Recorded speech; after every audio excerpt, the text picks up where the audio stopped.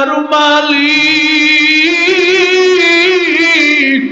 আয় আল্লাহ, তুমি যদি ইব্রাহিম নবীকে 100 বছর বয়সে সন্তান দিতে পারো, আয় আল্লাহ তুমি জাকারিয়া নবীকে যদি 120 বছরের সন্তান দিতে পারো, ঈসা নবীকে মারিয়ামের গর্ভে যদি দিতে পারো, বাবা ছাড়াই দিতে পারো, আয় আল্লাহ তোমার কুদরত কি কম? আয় আল্লাহ তুমি তো পারো।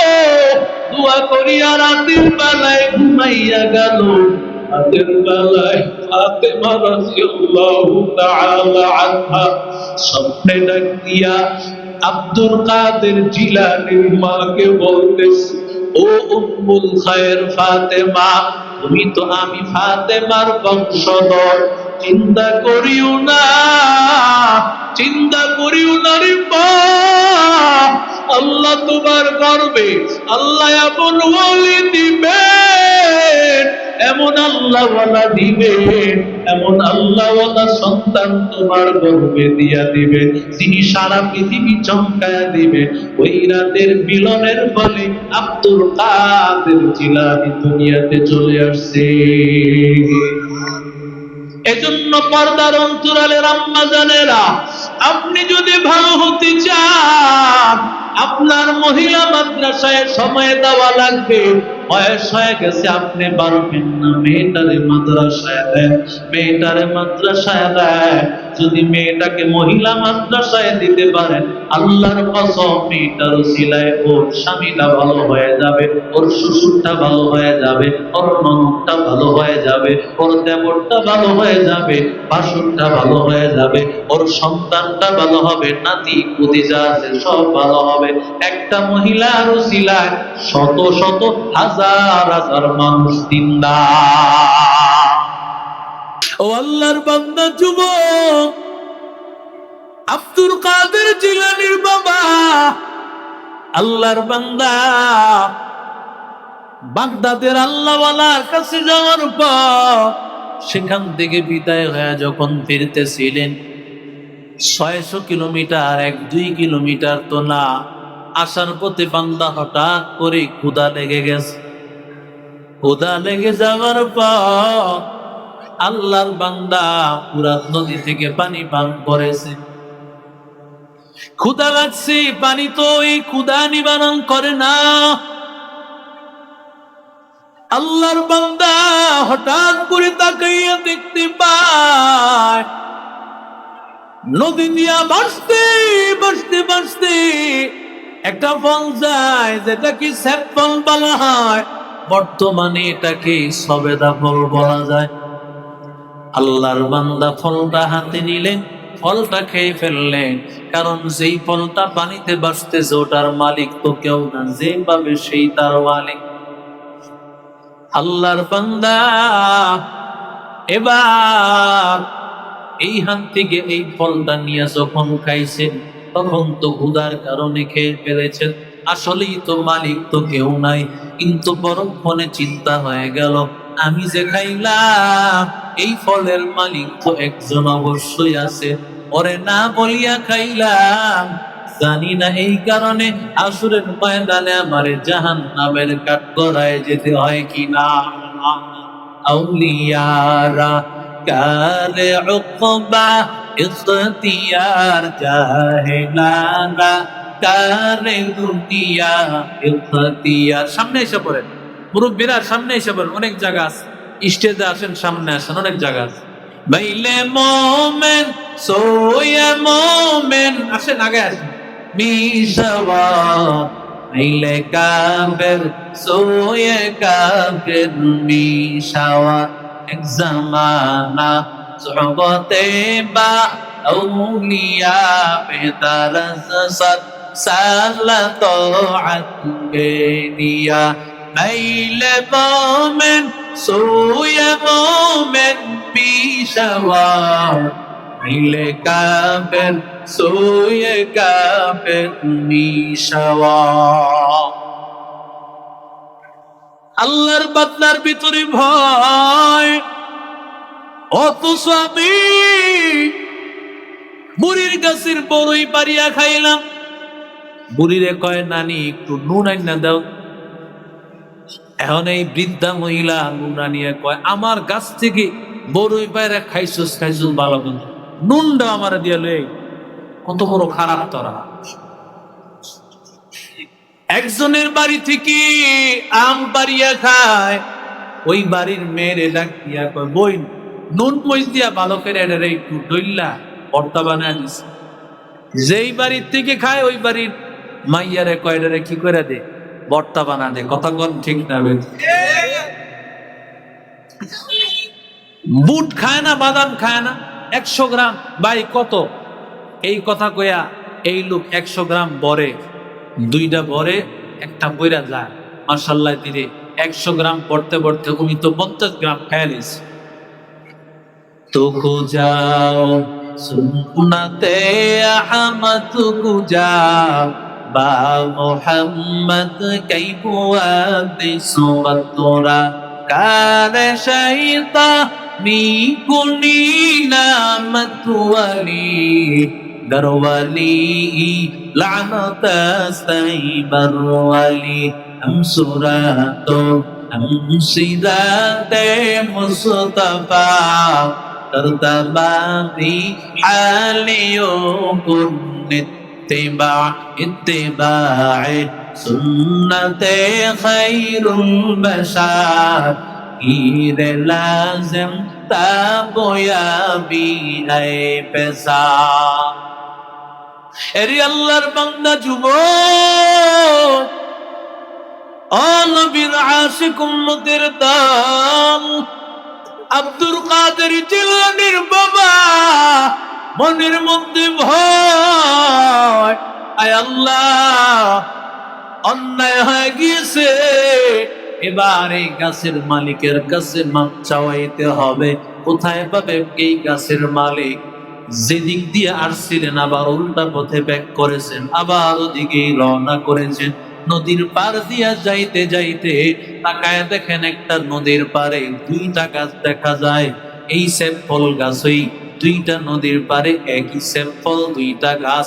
কোন ফল পানির মধ্যে পড়তেছে, কেউ বা ফলগুলো পারতেছে।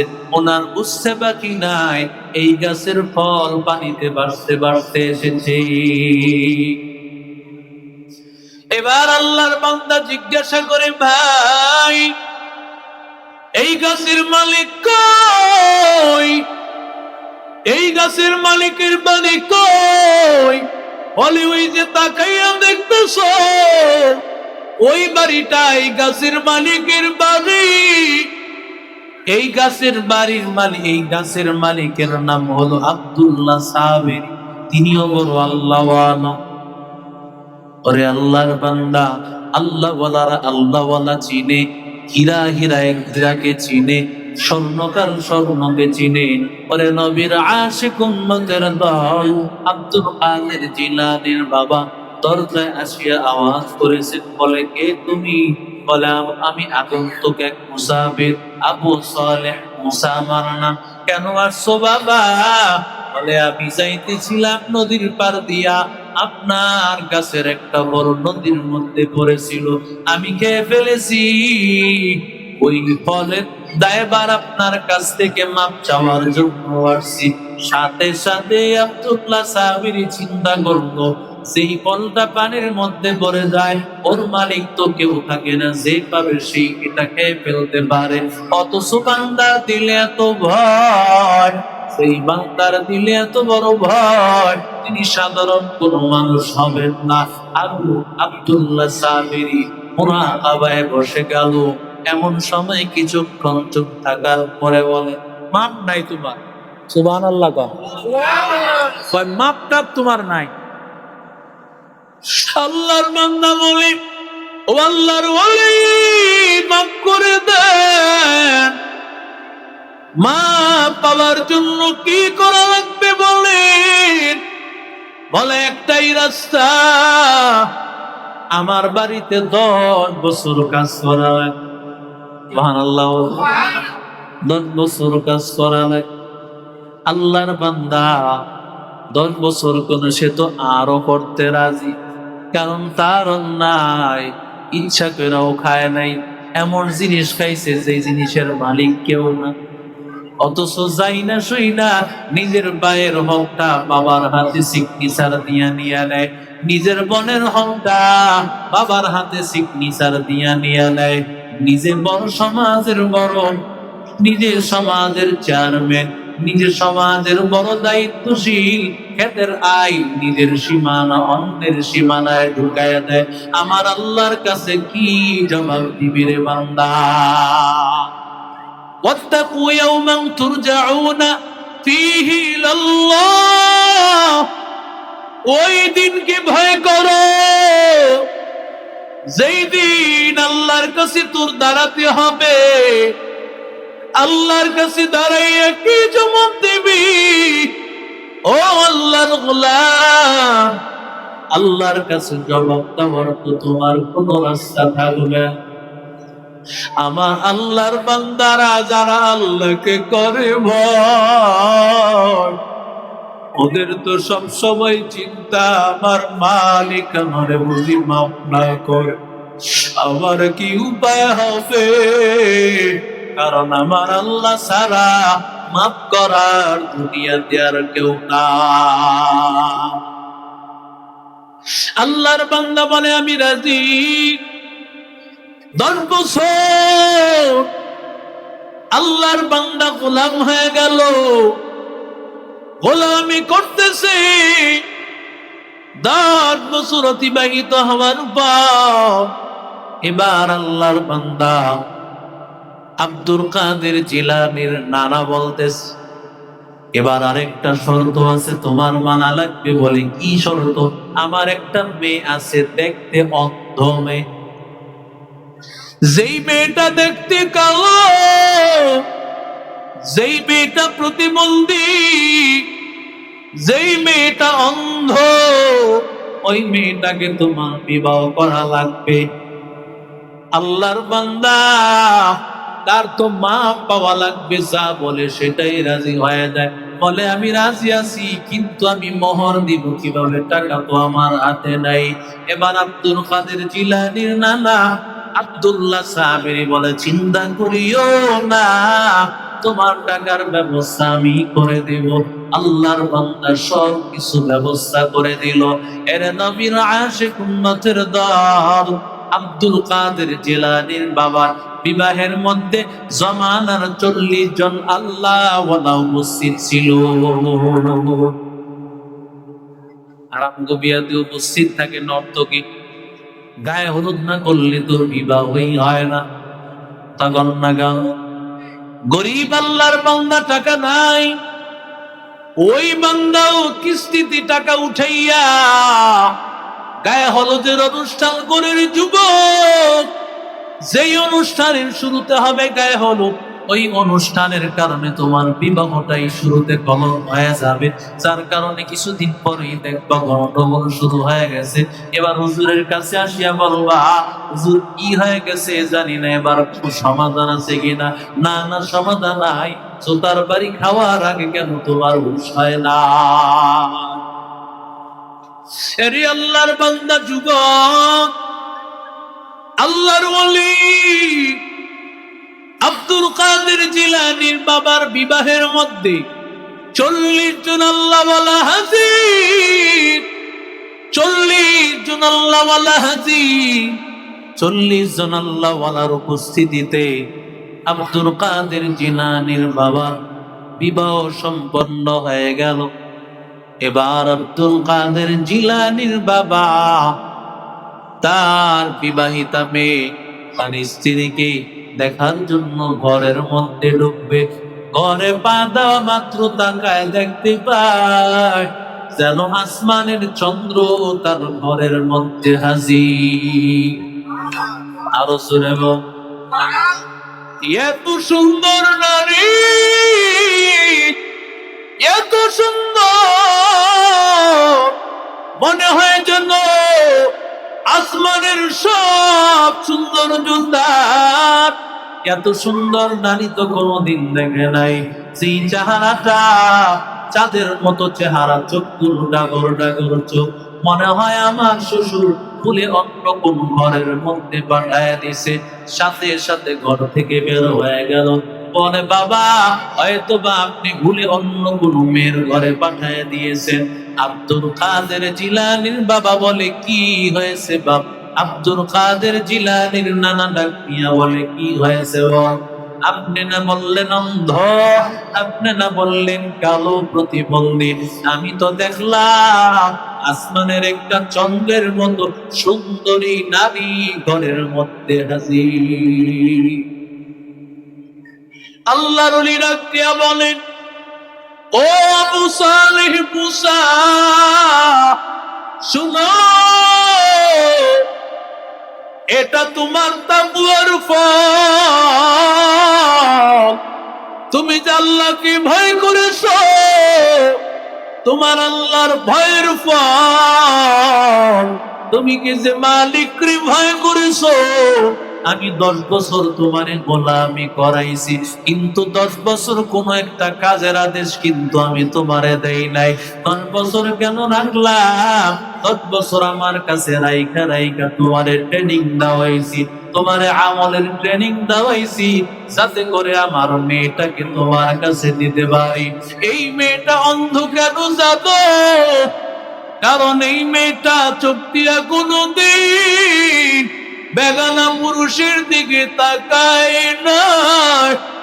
আমার এই কন্যা, এই মেয়েটা কোনদিন এই হাত দিয়ে কোনো অন্যায় জায়গায় ধরে নাই। আমার মেয়েটা কোনদিন পা দিয়ে কোনো অন্যায় কাজে যায় না। আমার মেয়ে এত সুন্দরী নারী, এরপর আমার মেয়ের সৌন্দর্য কোনো বরপুরুষ দেখি নাই। আমার মেয়ের চক্ষু দিয়া কোনদিন ব্যাপারতা পুরুষ দেখে নাই। যেই চোখটা ব্যাপারতা পুরুষ দেখে না, ওই চোখটা কেমন জানি অন্ধ। যেই শরীরটা কোনো মানুষকে দেখায় না, সুন্দরী শরীরটা তো মেয়েরা দেখাইতে চায়। আমার সৌন্দর্য মানুষ দেখো, যদি সুন্দর না হয় তাহলে পাউডার মাইকা যায়। ওরে আল্লাহর বান্দা, এমনি এমনি আল্লাহ তোমার গর্বে আব্দুল কাদের জিলানী দিবে না। এজন্য তোমাকে আব্দুল কাদের জিলানীর মার মতো একজন মা হওয়া লাগবে, ঠিক কিনা? উম্মুল খায়ের ফাতেমা আল্লাহর বান্দি, নিজেকে এত পবিত্র করে রেখেছে, যেমন আমাদের এই মহিলা মাদ্রাসাগুলোতে এই ট্রেনিং তো দেওয়া হয়, মেয়েটা আদর্শ মা কেমন হবে, যেই মেয়েটার গর্ভ থেকে আল্লাহওয়ালা সন্তান হবে। কারণ তোমার মেয়েটা যদি কোরআনওয়ালা না হয়, তোমার মেয়েটা যদি পর্দা নিশীন না হয়, তোমার মেয়ের গর্ভ থেকে কোনো আল্লাহওয়ালা হাফেজ আসবে না, আলেম আসবে না। তোমার মেয়েটার গর্ভ থেকে কোনো আল্লাহওয়ালা বুজুর্গ আসবে না। যদি তুমি কোনো আল্লাহওয়ালার মা হতে চাও, তোমার নিজেকেও ঠিক হতে হবে, ঠিক কিনা? যদি তুমি কোন আল্লাহওয়ালার বাবা হতে চাও, তাহলে তোমাকেও হালাল খাবার খাওয়া লাগবে রে যুবক। তাহলে আব্দুল কাদের জিলানীর মতো সন্তান পাইবা। ও মা, তুমি যদি আব্দুল কাদের জিলানীর মতো এমন একজন আল্লাহওয়ালা সন্তানের মা হতে যাও, তাহলে তোমার আব্দুল কাদের জিলানীর মায়ের মতো হওয়া লাগবে। তুমি যদি আব্দুল কাদের জিলানীর বাবার মতো একজন তাকওয়াওয়ালা স্বামী পেতে চাও, তাহলে অবশ্যই তোমাকে আব্দুল কাদের জিলানীর মায়ের মতো হওয়া লাগবে। জিন্দেগিতে যেই চোখ দিয়া কোনো বেপরদা পুরুষকে দেখে নাই, সৌন্দর্য কেউ দেখে নাই, হাত দিয়া কোনো গুনাহের কাজ করে নাই, পা দিয়া গুনাহের কাজ করে নাই, তাহলে আল্লাহ তাআলা ওই ঘরে আল্লাহওয়ালা সন্তান দিবে, ঠিক কিনা? আব্দুল কাদের জিলানীর বাবা এবং মা আস্তে আস্তে তাদের সংসার জীবন চলতেছে। কিন্তু না না, সংসার জিন্দেগি পার হয়ে গেছে, প্রায় বয়স হয়ে গেছে 50-60 বছর, সন্তান হয় না, এখনো পর্যন্ত সন্তান হয় না। আব্দুল কাদের জিলানীর মা আল্লাহর কাছে যতই বলে একটা সন্তান আল্লাহ দেন। এরে আল্লাহর বান্দা, শয়তান একদিন ধোকায় পালায় দিছে।